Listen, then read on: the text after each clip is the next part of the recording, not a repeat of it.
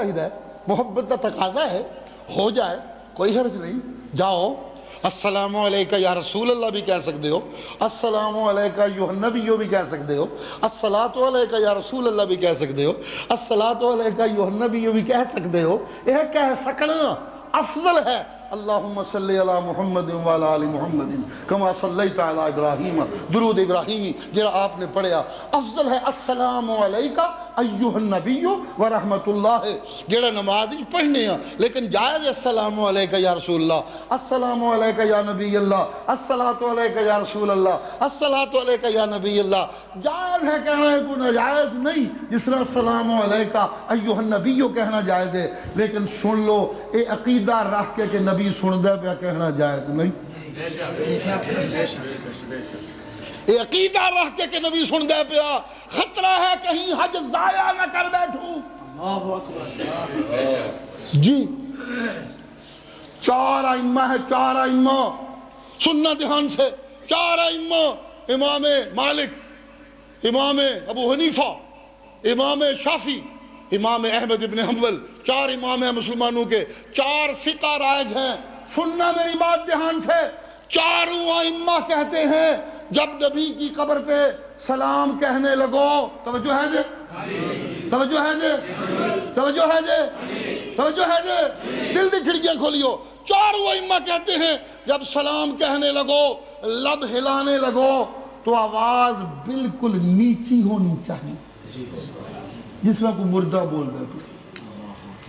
کفن پا کے گئے ہیں، جس طرح کوئی، جس طرح کوئی، جس طرح کوئی آواز اونچی نہ ہونے پائے.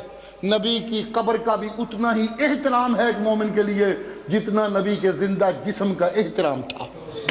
احترام ہے، یہ عقیدت ہے. یہ آواز اونچی نہیں کی جا سکتی، آواز نیچی رکھنی ہے. یہ احترام قبر نبی ہے. جی جی سن دے ہو پہ، آواز نیچی رکھنی ہے. اگر آواز اونچی ہوئی تو ساری زندگی کی نیکیاں ضائع ہو جائیں گی. السلام علیکہ یا رسول اللہ کہتے، السلام علیکہ یا حبیب اللہ کہتے، السلام علیکہ ایھا النبی کہتے. آواز اونچی ہوئی، لفظ یا آیا، آواز اونچی ہوئی تو ساری زندگی کی نیکی ضائع ہو جائے گی. ہاں اگر کوئی السلام علی النبی یہ کہہ رہا ہے، السلام علی النبی یہ کہہ رہا ہے، یا کا لفظ نکال رہا ہے تو آواز اونچی ہو جائے تو ایمان کے ضائع ہونے کا خطرہ نہیں ہوتا. لیکن یا آ جائے، السلام علیکہ یا رسول اللہ، السلام علیکہ یا حبیب اللہ، السلام علیکہ یا نبی اللہ، یا آ جائے گا تو آواز بالکل نیچی رکھنی ہے. ٹھیک سن دے ہو پہ، سن دے ہو پہ، سن دے ہو پہ، آواز بالکل نیچی رکھنی ہے. اگلی بات سننا. تین ائمہ کہتے ہیں کہ جب سلام کہنے لگو اس وقت اپنا منہ قبر نبوی کی طرف رکھ سکتے ہو.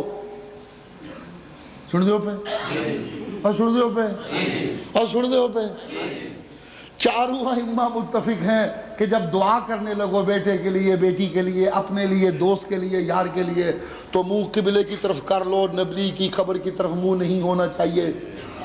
چاروں امام متفق ہیں، چاروں امام متفق ہیں کہ جب اپنے لیے، بیٹے کے لیے، بیٹی کے لیے، بیوی کے لیے، بچوں کے لیے دعا کرنے لگو، کاروبار کے لیے، جنت کے لیے، مغفرت کے لیے، جب اپنے لیے دعا کرنے لگو تو منہ نبی کی قبر کی طرف نہیں ہونا چاہیے، منہ قبلے کی طرف ہو. چاروں امام متفق ہیں، اجماع ہے امت کا.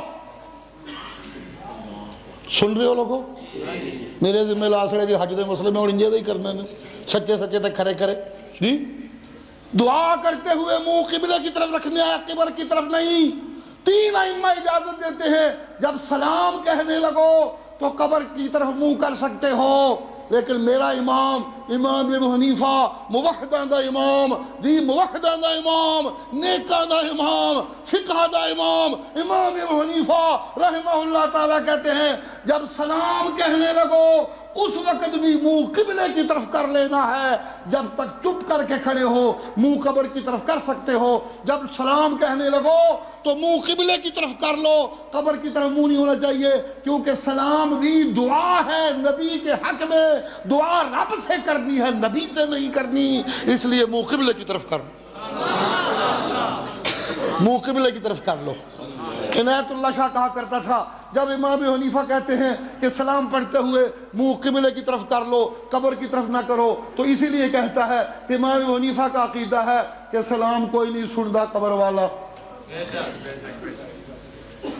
اگر سنتے ہوتے تو امام کا عقیدہ ہوتا تو امام کیوں کہندے منہ دوجے پاسے کر لو. میں جنہوں پہ سنانا ہوں سندا پہ ہوئے تو منہ دوجے پاسے کر لو. میں یہ تو بے ادبی ہے, یہ تو گستاخی ہے. جی سن لو, کوئی بدعت کوئی شرک کی آمیزش کوئی دنیا کے کتوں کا عمل وہاں نہیں ہونا چاہیے. ایک سچا فقیر رب کا معبود بن کے رسماں تروڑ کے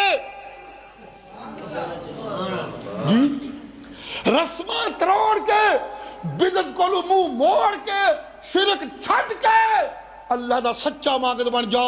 یہ انج بن کے آیا تے سچا حاجی ہے وگرنہ ککھ بھی نہیں.